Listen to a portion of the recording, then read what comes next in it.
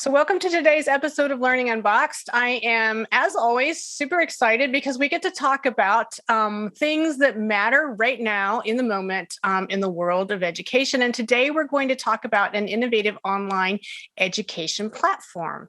And joining us today for that conversation is Vivian Shen, who founded something called Juni Learning in 2017, an online education platform for 7 to 18-year-olds.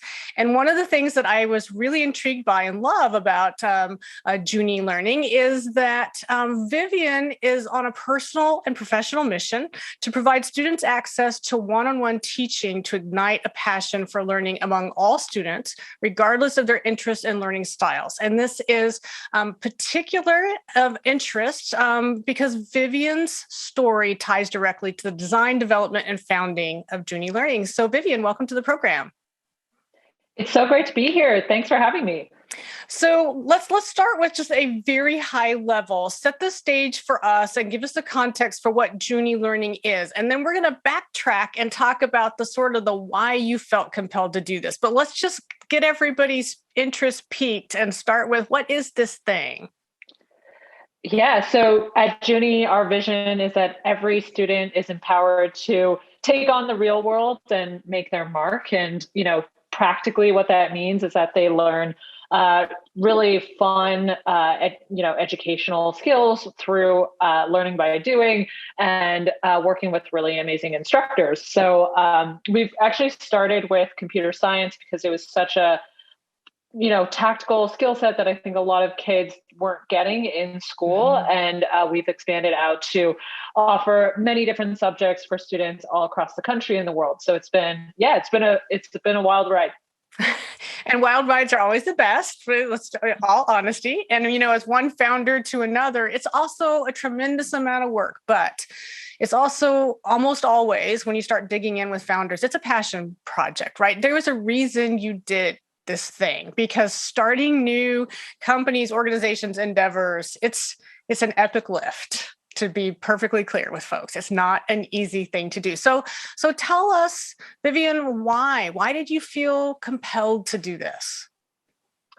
Yeah, education is a really interesting industry to work in, because everybody who is, not even folks in the industry, but everyone in particular in the industry has such a unique learning experience and so much kind of personal investment in what they do and why they make the companies that they make. And so that's definitely true for me.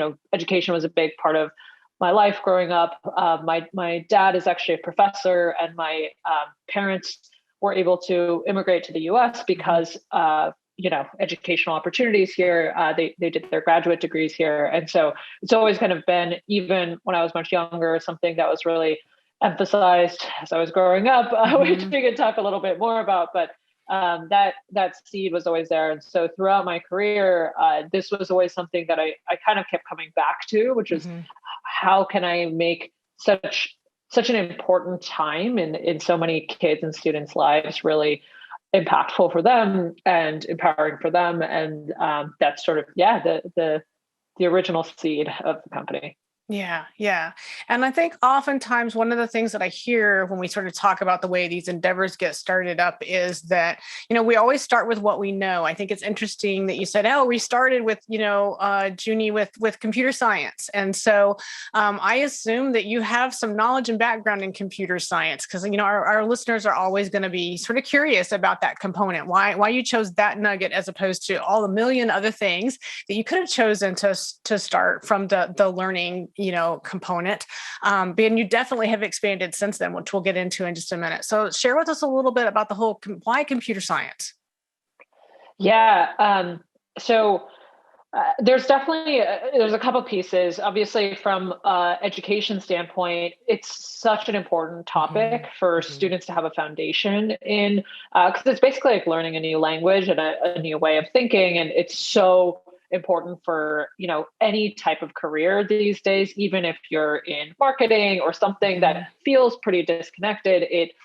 so much of the foundational work is, rooted in some kind of technical knowledge these days. And that from a market perspective was a trend that we've been seeing for at least 5 to 10 years. And then on the other side as well, schools have been not very well equipped to teach computer science in particular.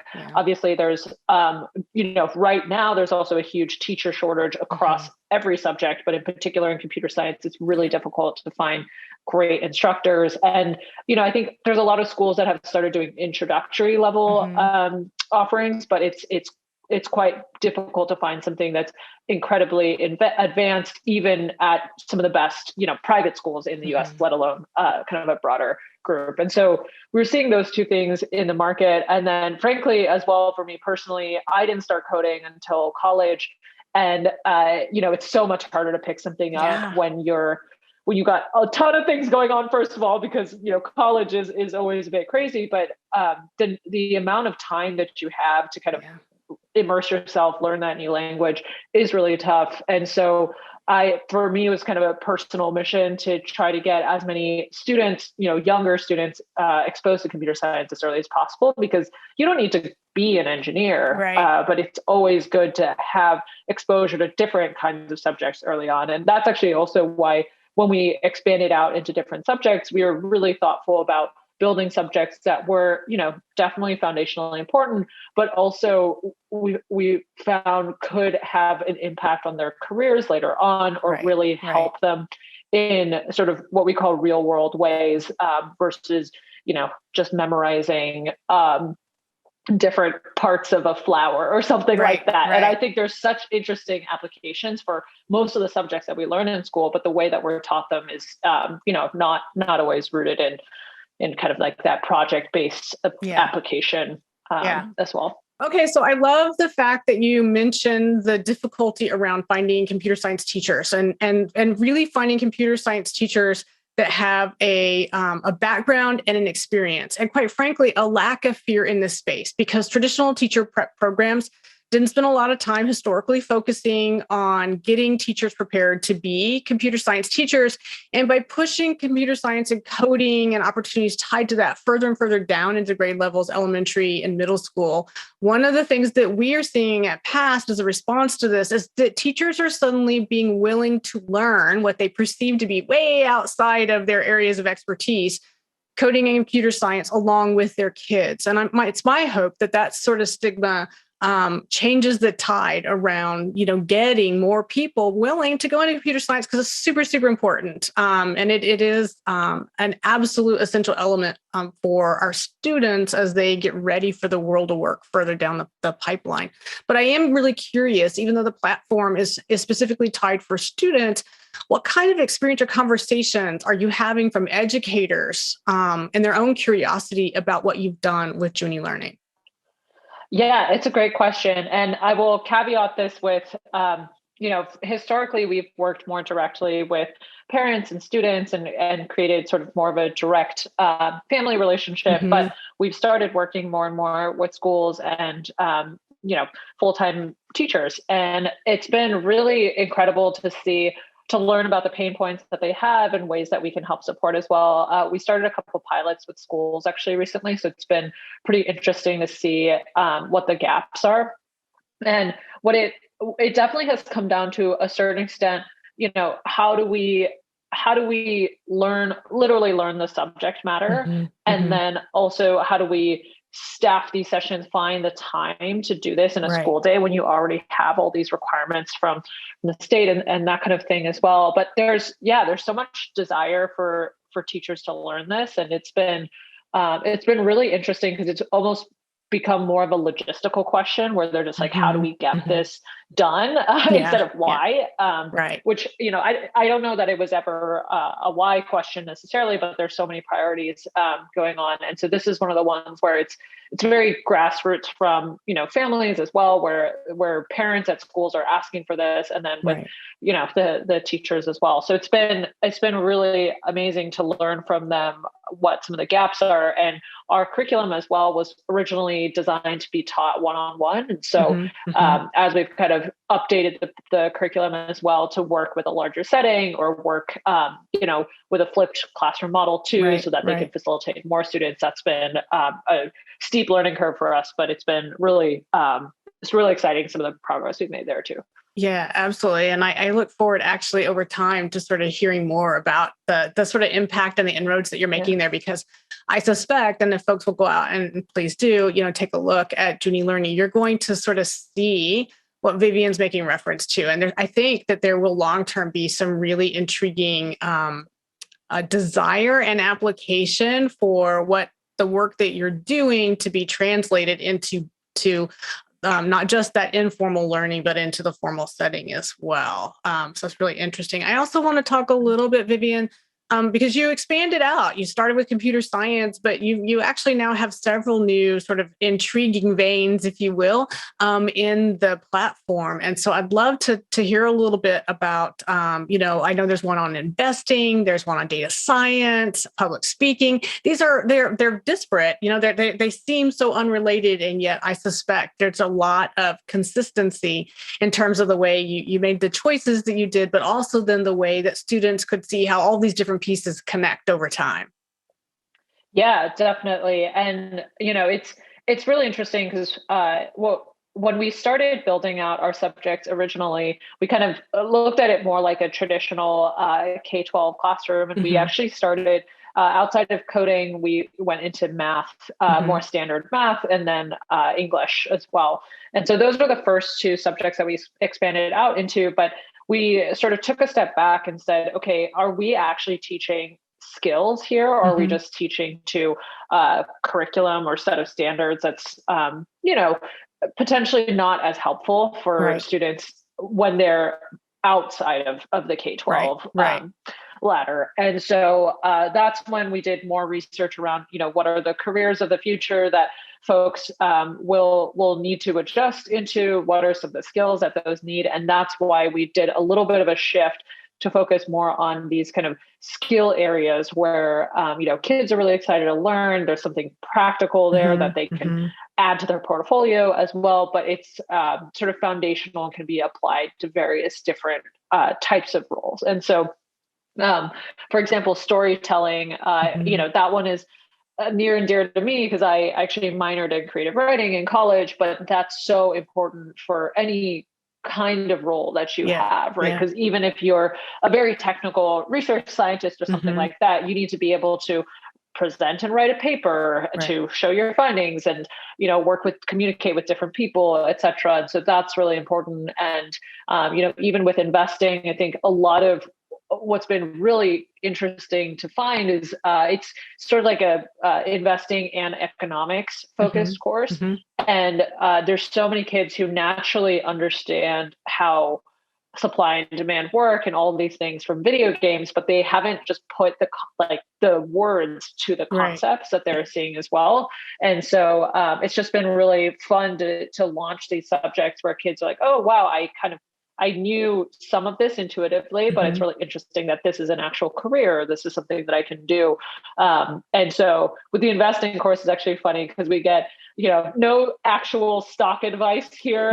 My heavy disclaimer, but a lot of the kids, they know about stocks because they're playing Roblox and they're like, I would buy Roblox stock because all my friends use Roblox and things like that. And they're starting to pick that up. So, kind of giving them that outlet and that way to formalize it a little bit has been, just incredible in those subjects. Yeah, absolutely. And kids like that because they can figure out how it relates to them. So that's part of that lift, right? That sort of take care of it for you, which is a really sort of lovely thing to see.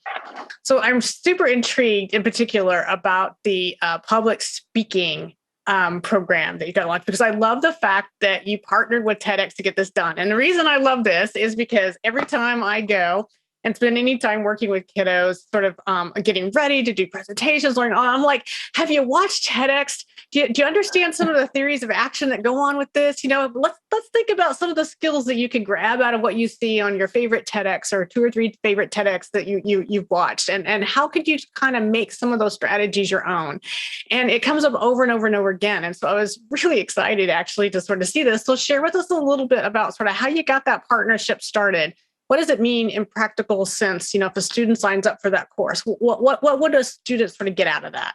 What are the expectations? Yeah, of course. And, huge shout out to the curriculum and partnerships team at Juni, because they're really the ones who did the heavy lifting here. And to your point, there's a lot of students, we like to give them the scaffolding to get out of their comfort zone. Yeah. And so it's one thing to do, a public speaking course where the audience is just your parents or maybe a couple other kids, but it's another thing to say, okay, I'm going to make this public for many other people to, learn more about my story. And so that's been really, really interesting, because that every course that we have outside of this one as well, we end it with a kind of capstone project that all students do.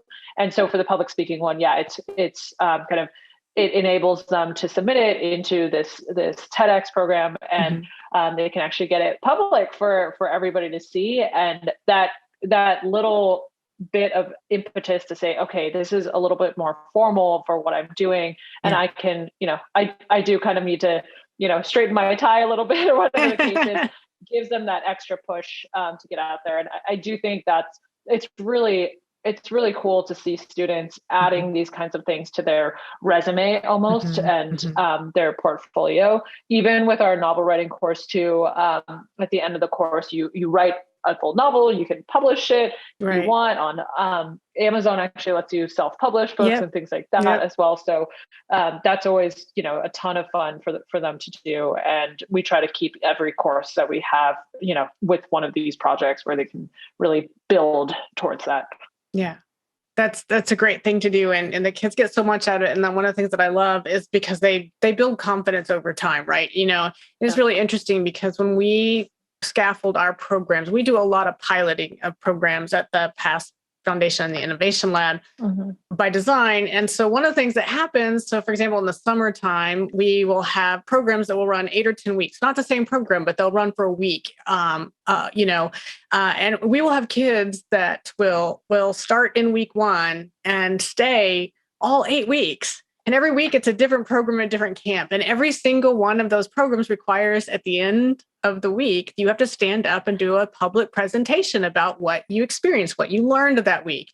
And, at the end of the first week, almost always, you can barely get some of those kids the first time out of the gate, to stand up. That is a very nervous and a bit traumatic for some kids.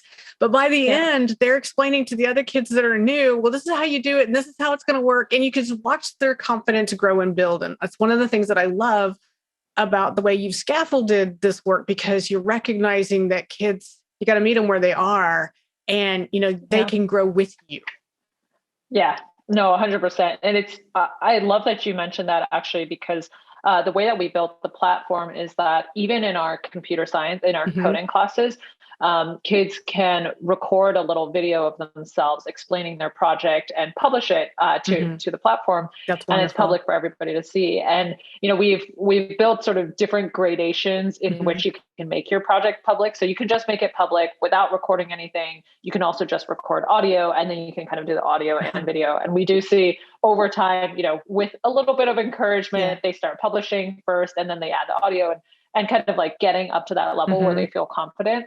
I do, to your point a little bit as well, it's a lot of kids need a little bit of a push because it's always easy to not, show off what you're working on. But the sort of, once you get that first, it's a little bit addictive for them. I think that when you get that first little bit of validation and you see like other people viewed your project or they liked it, whatever the case is, and you kind of get the momentum going and you feel confident, feel like you're good at something, which is huge. So that's definitely a big part of what we do as well. Yeah, absolutely. So I'm also curious, Vivian, so let's talk a little bit about the instruction or the instructors, right? And so because the platform is offering a real wide array, quite frankly, of things that people can learn, that students can learn. So how do you then, because I assume, and I could be wrong, that you don't have this entire pantheon of these instructors all in-house all the time, 24/7, so to speak, right? That you actually have to through some mechanism, find the appropriate person to be and lead the instruction and to inspire. So what does that look like? I'm curious about that part. Yeah, it's a great question. So for our private classes, we've actually built all of the curriculum in-house with our curriculum team. And so that provides a lot of kind of stable progress across different instructors for students. And so the instructors that we do hire, we interview them, definitely for subject matter expertise, but mainly for kind of their classroom management. How much are they able to challenge students and support them at the same time? Like that balance is quite tough. A little higher energy as well, because I think teaching over Zoom is a acquired skill.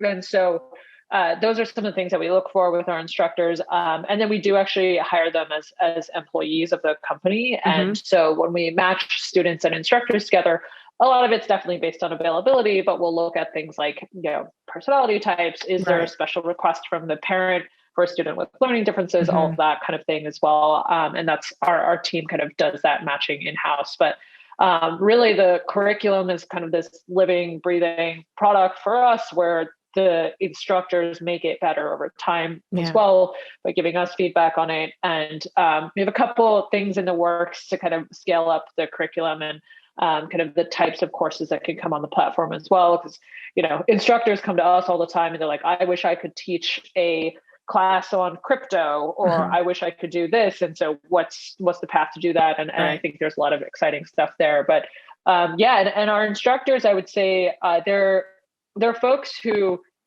as a parent, you would want your kids to look up to as a role model and somebody that they, want to eventually hopefully become. And so it's been really rewarding to watch the instructors actually go from being, freshmen in college when they first start working with us to some of them we've actually hired full time to into various roles at the company, like engineers and all of these kinds of things. So it's very cool to see that evolution for the instructor side as well.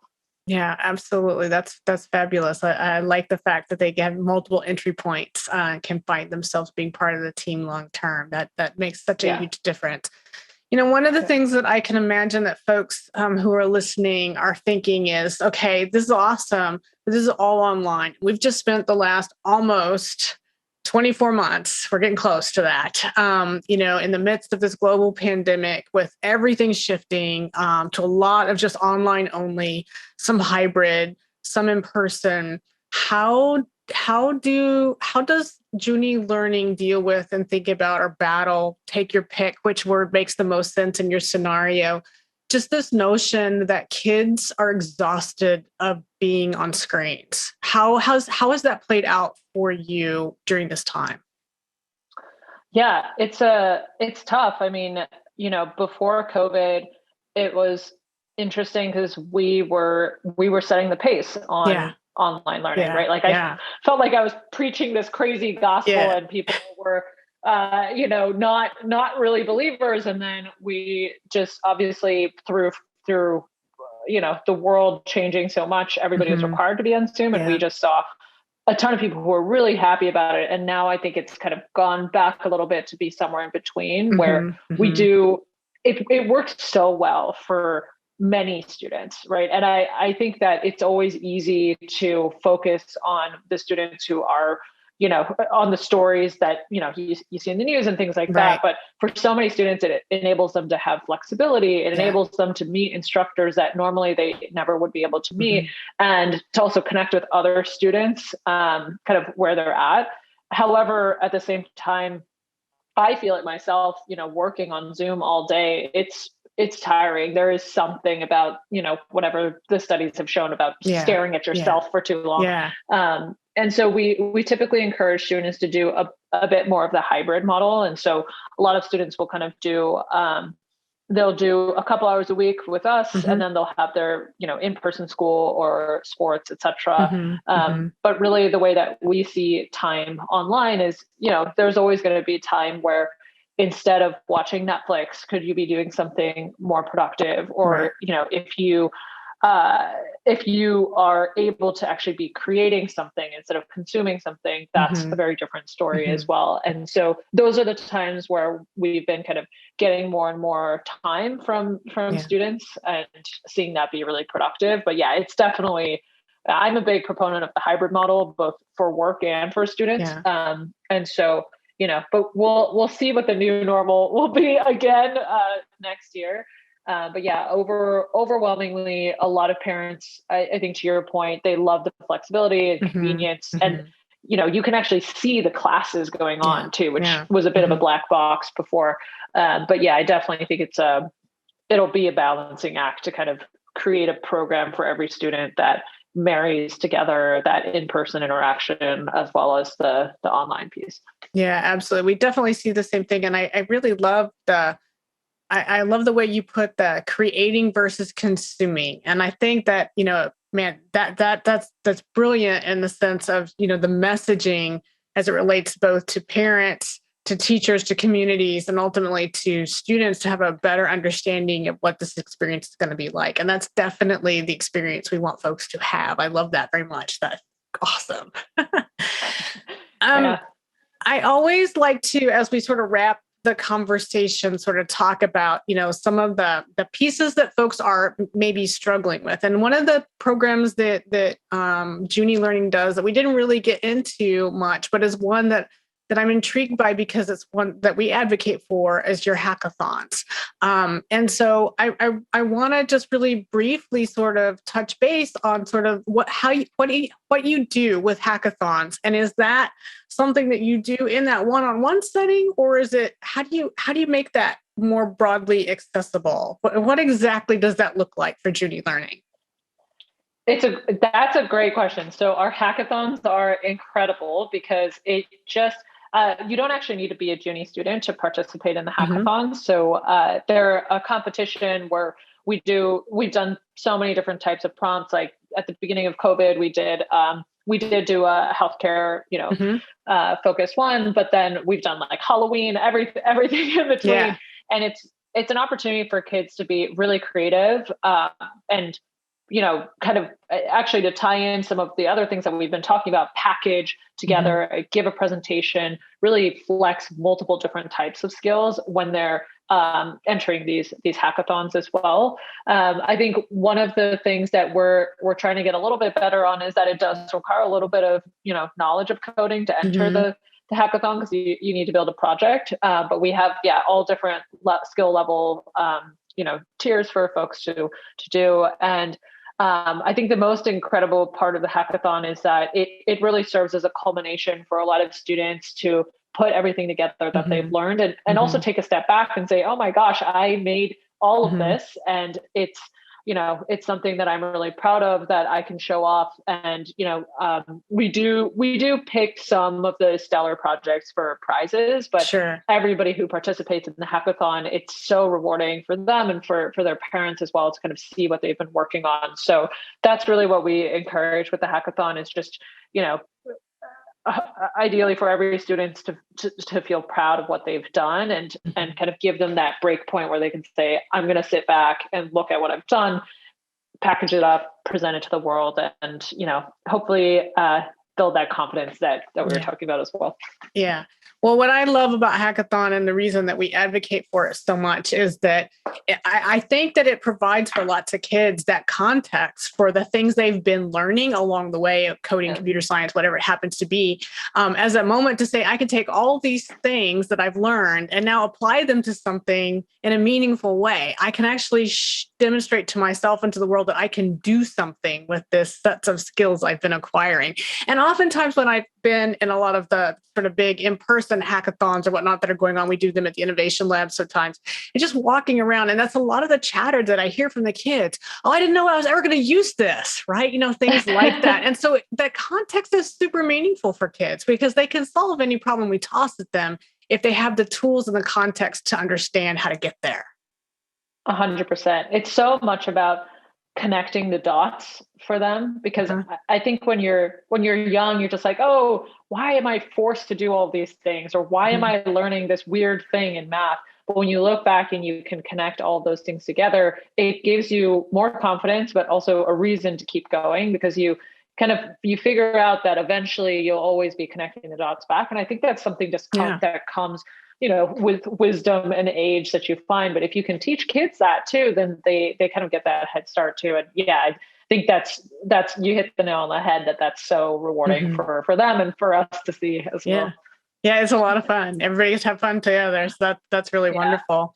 So, as we wrap up here, Vivian, what's next? What is on that horizon? Not the big trade secrets, but what are you thinking about from the sort of bigger, broader, sort of global perspective of education that you feel like is wickedly important to that Juni Learning, and Vivian in particular, has the skill set to take on? What are you thinking about?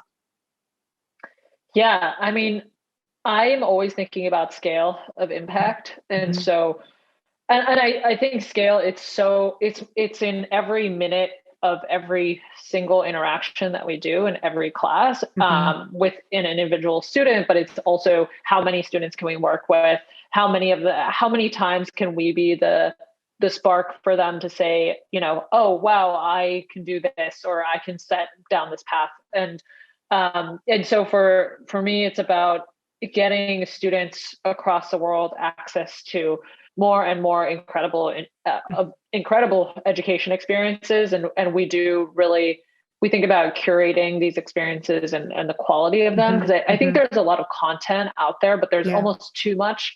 Right. And so how can you make something where students feel like everything that they're getting is worthwhile, and that they're learning and they're building on this kind of repertoire that they can use for the rest of their lives? And it's just such a big opportunity, especially, in the US, but around the world as well. And I think the last 2 years have really made it a focus area for a lot of people, parents, students, teachers, etc. So I'm just excited to see how the market changes and how we can scale our impact too, because there's a lot of folks out there who need it. So yeah, we're excited. There are. And, thank you so much for the work that you're doing, because it's really, really incredible. And I would encourage our listeners, please go and, check out Juni Learning. We will provide, when the program is released, a set of links so you can easily get there, just navigate your way there. But I do want to thank you, Vivian, not just for taking time today, but for the work that you're doing, because it's going to be, and it is meaningful. And that's exactly what we need as we collectively try to figure out what does teaching and learning look like in the sort of next iteration, because it's not what it was. And it's definitely not what it is right now. So thank you. Yeah, no, and thank you for the work that you do as well, and for having me on this podcast. I mean, it's incredible to see the work that everybody's been doing in the space. And, it's just like we were saying before, the last 2 years, I think have just put it in the spotlight, but so many folks have been working on this space for many, many years. So it's very cool to see, how things are changing. And thank you again. Yeah, absolutely. It was great having you.